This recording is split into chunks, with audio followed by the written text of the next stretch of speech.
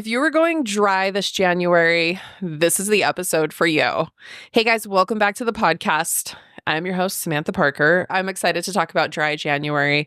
But first, let's chat. Did you guys have a good Christmas?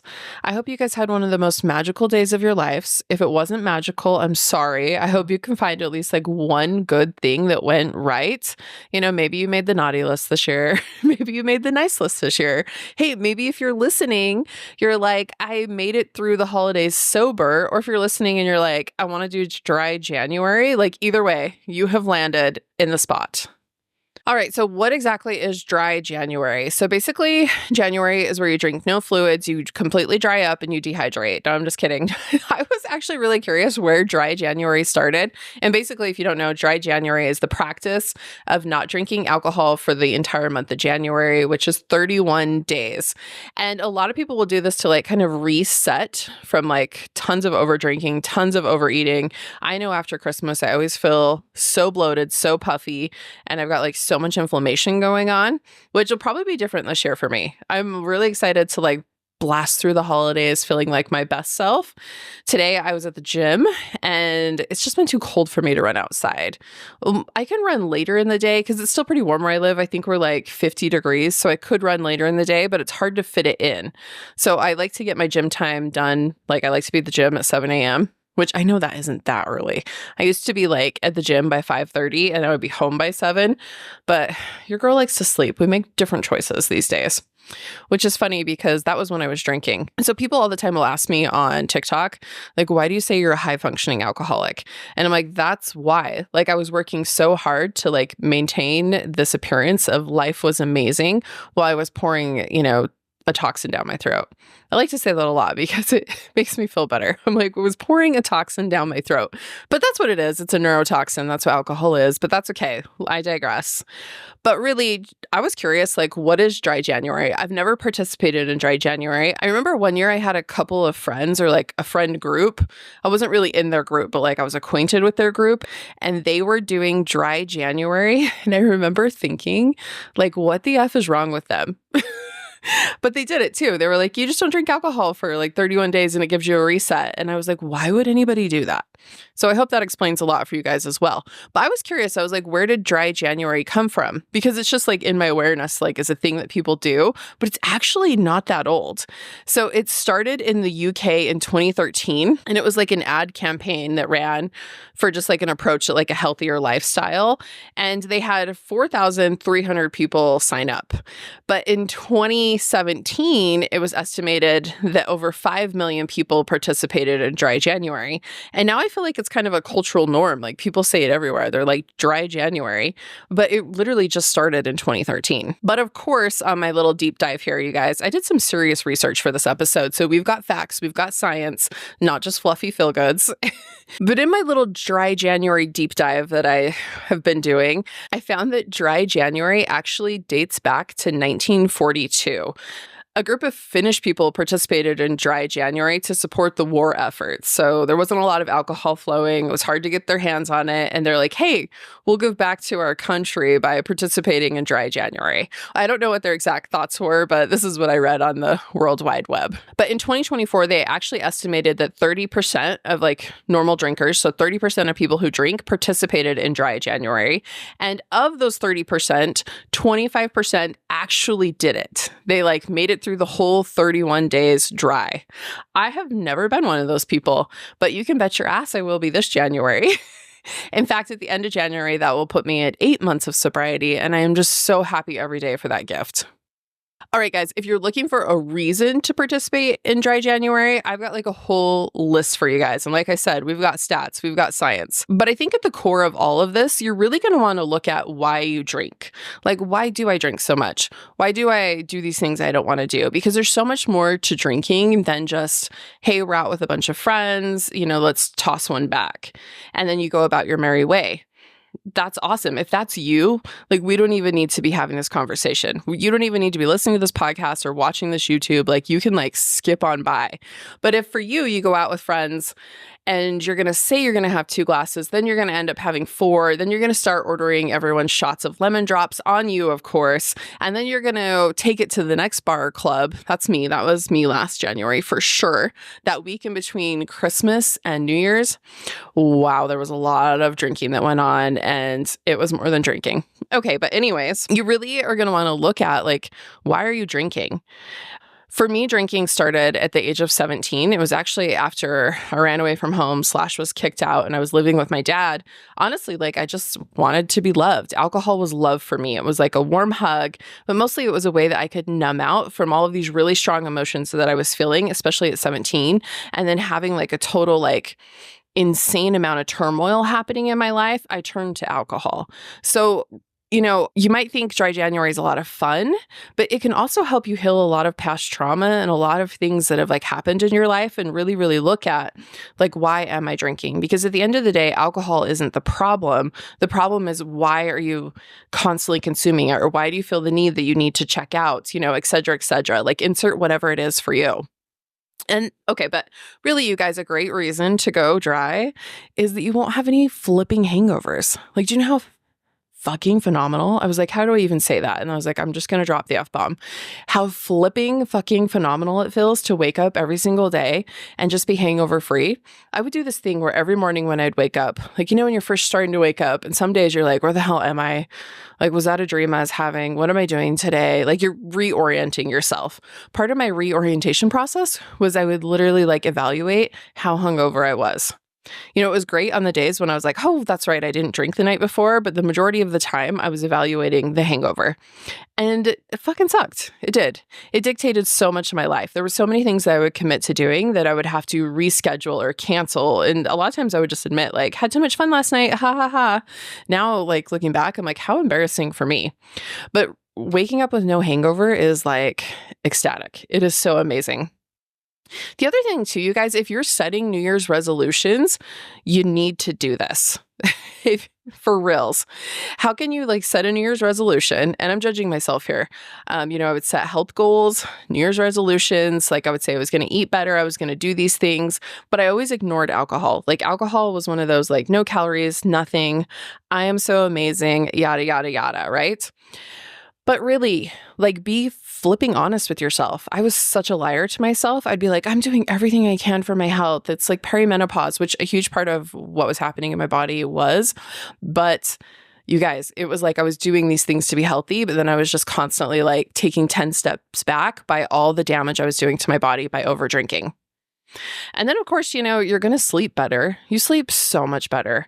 I've always been like a pretty good sleeper as far as like I lay down and I go to sleep.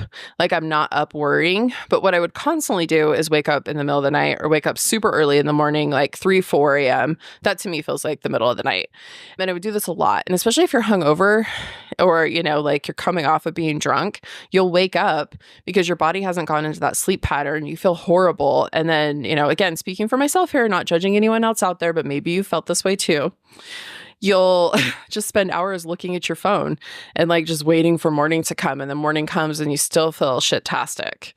So there's so much science that goes into that, but just trust me when I say you will sleep better.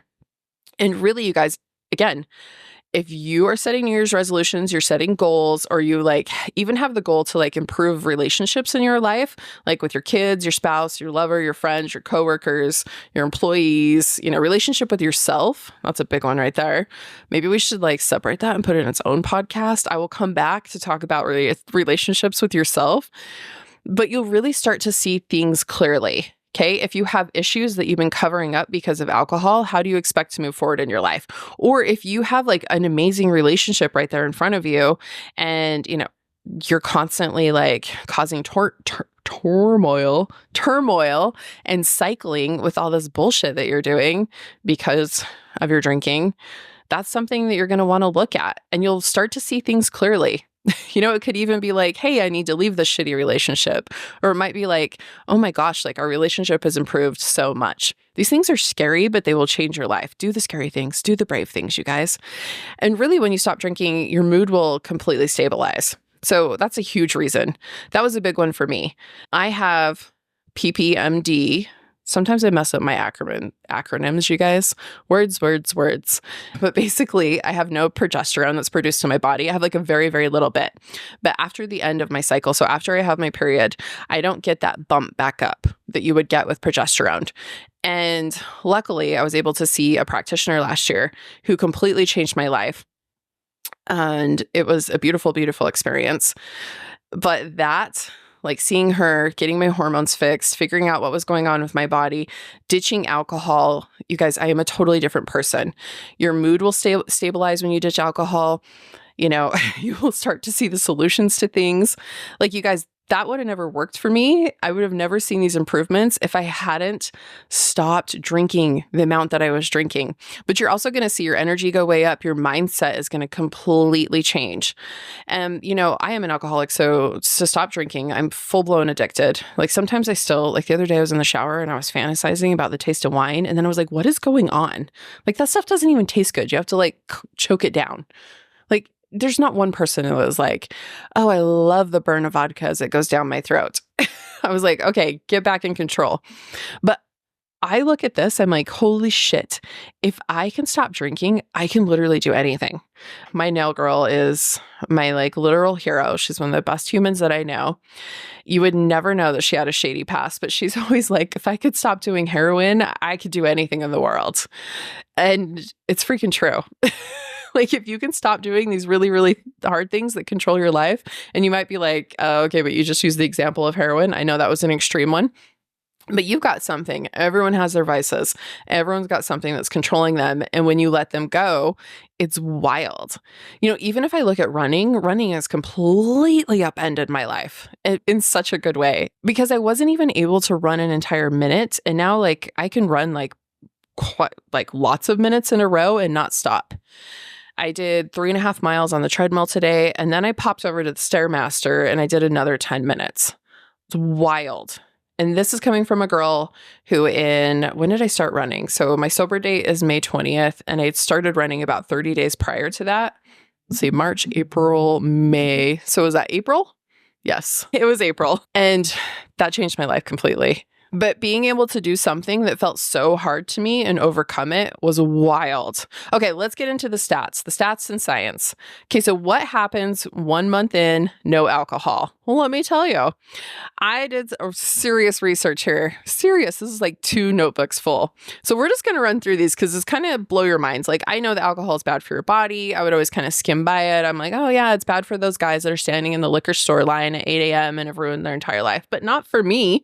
Yeah, right. Because it's okay for my body, but not okay for theirs. But we'll table that. Let's go ahead and table that. I just have to laugh at my past self and some of my past thinking because it's kind of funny.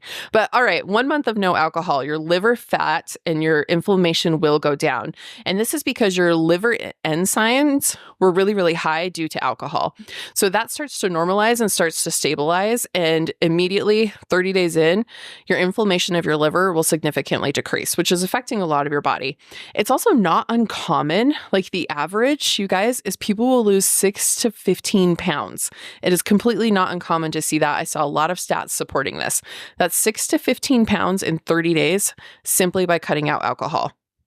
Again, you guys, it turns into a sugar like immediately when you drink it.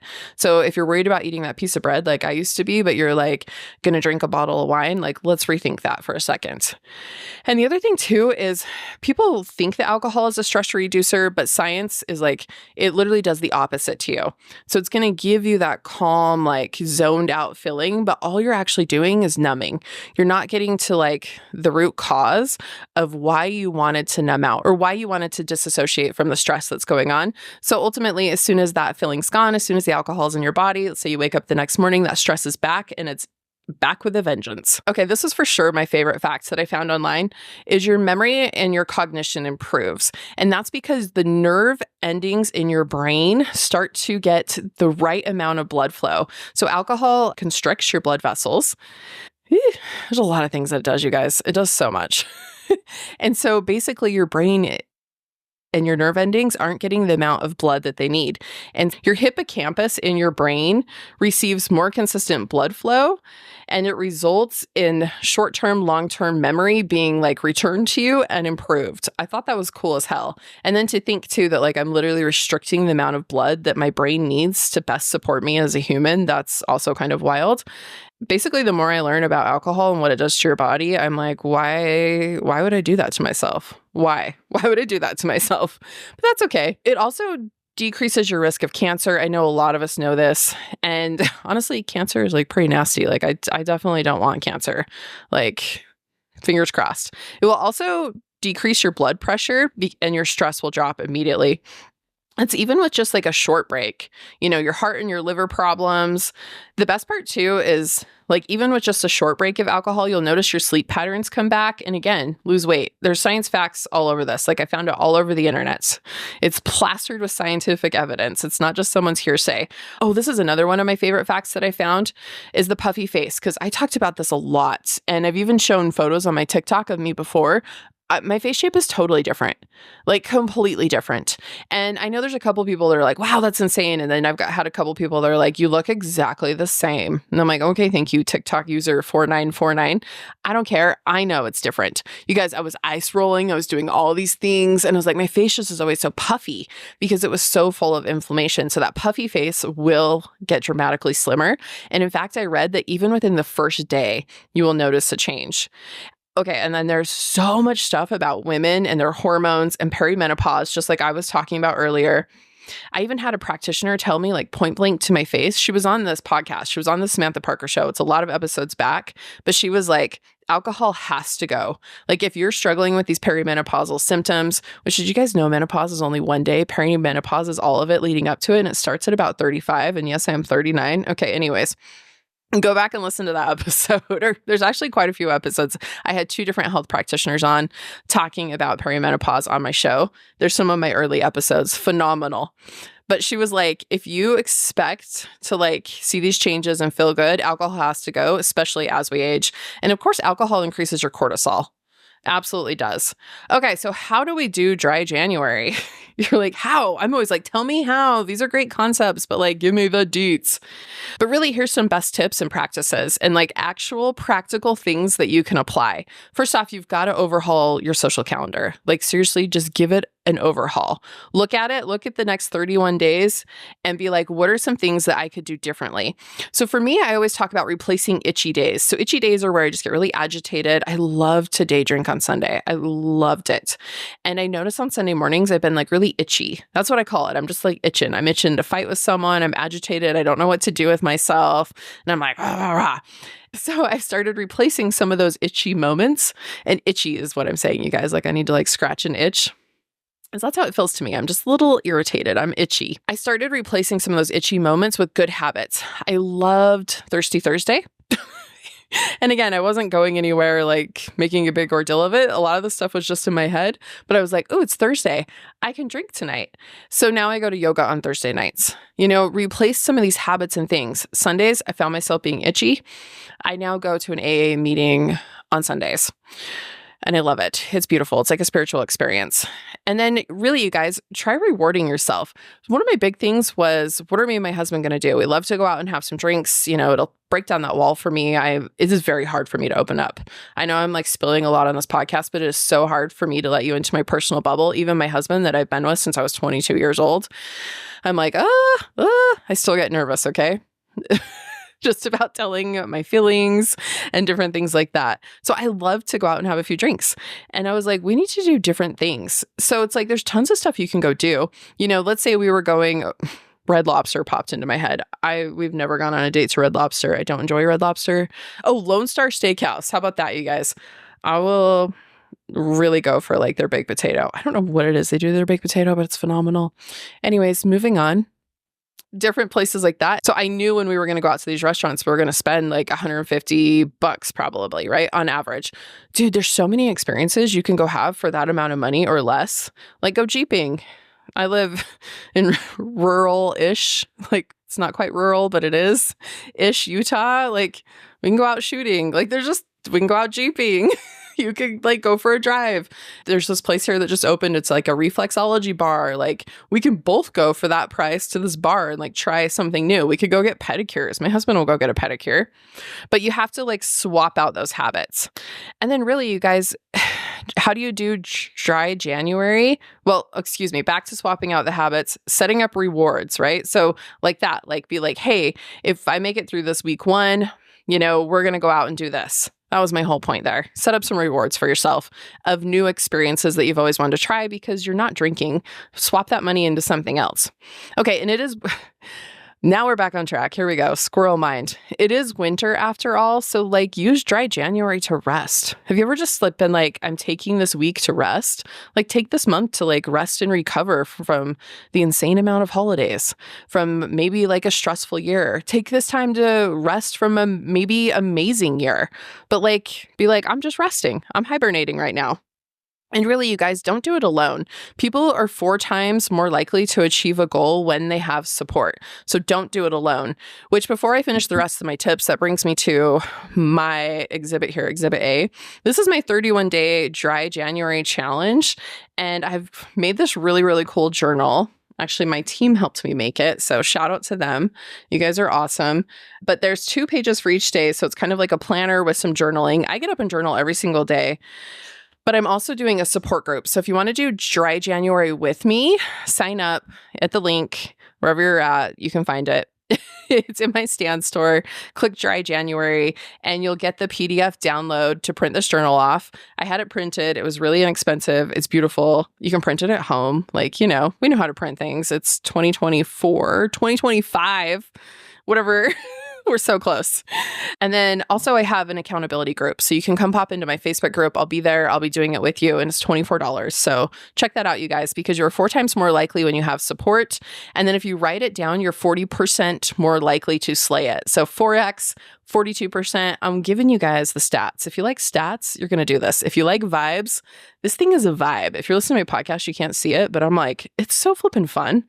It's so fun. It's colorful. It's amazing. There's a raccoon on the second page.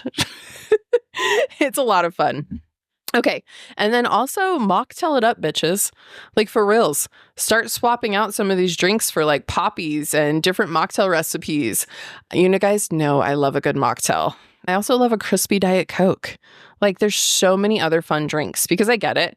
Like you want to stay hydrated. In fact, it's in this dry January journal is like hydration because it's so important always. But you're going to want to have some fun drinks. Mocktail it up. TikTok is a treasure trove of mocktail recipes, by the way. And then, think about it this way too. Dry January. Like what does it hurt? My uncle has been one of my biggest supporters through all of this. And I have to say, him taking a phone call from me in one of my lowest moments of drinking changed my life. And you know what he said to me, like over all of this is he goes, well, what does it hurt? Like, what does it hurt if you try this?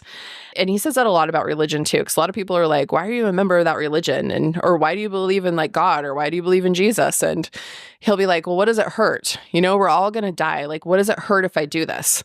He's like, if anything, it makes me happy. So if it makes me happy, I'm going to do it. And then when I die, like, who cares? Like, we're all going to figure it out in the end. So like, what does it hurt if this genuinely can improve your life? Like, what does this hurt to give it a try? What does it hurt to do something this incredible for yourself? And really, you guys too, another tip for dry January is, like I said, rest, but this will also give you an opportunity to maybe even say no to some like obligations or things that you would normally say yes to, some social activities, and just spend some time alone. And it might feel scary, but God, when you step back and you just get really comfy with yourself, it feels so good. So you guys, dry January, are you in or you're out? Maybe you're just like feeling called to take a break. Maybe you're feeling called to like some long-term sobriety. This is a great resource for you. And then, of course, there are so many other resources for you wherever you're at. AA is always a great resource. It's totally free to walk into AA.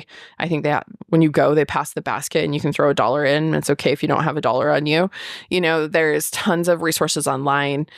There's tons of options out there for you. So if you guys want to join Dry January, those are all my tips. That's all the scientific facts that I have. And honestly, just thanks for being here. And I'll see you guys next week.